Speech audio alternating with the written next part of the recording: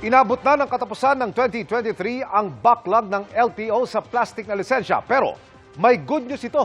Para sa plaka at mga ORCR naman, 3 araw lang dapat ang pag-release niyan. Pero parurusahan na ba kung wala pa?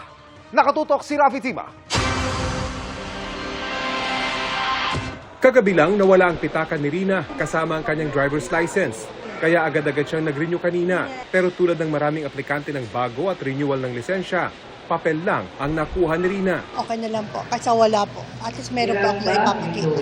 Ang magandang balita, sabi ng LTO, may parating ng 4 na milyong piraso ng plastic driver's license cards na inihahanda na nila para ipakalat sa buong bansa. This is enough to wipe out the backlog, pati yung current usage natin.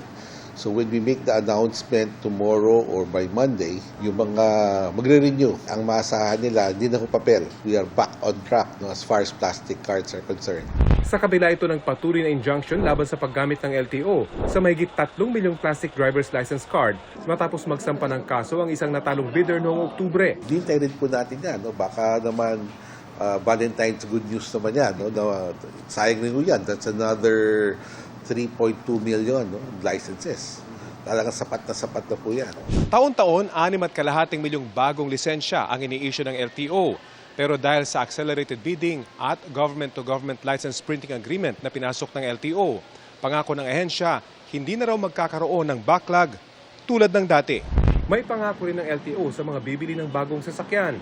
3 araw matapos makuha ang sasakyan, makakuha na rin daw dapat ng motorista ang kanilang bagong plaka, OR at CR.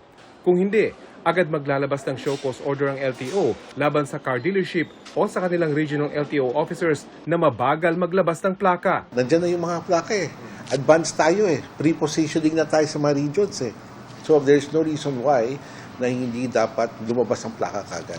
Paglilinaw naman ng LTO sa balitang pag-relax sa pagpapatupad ng kanilang no registration, no travel policy, hindi raw nangangahulugan na hindi muna ito ipatutupad. Magbibigay lang daw muna sila ng warning, hindi tulad ng dati na agad-agad i-impound ng sasakyang bumabiyahe nang walang registration. Para sa GMA Integrated News, Rafi Tima, nakatutok, 24 oras.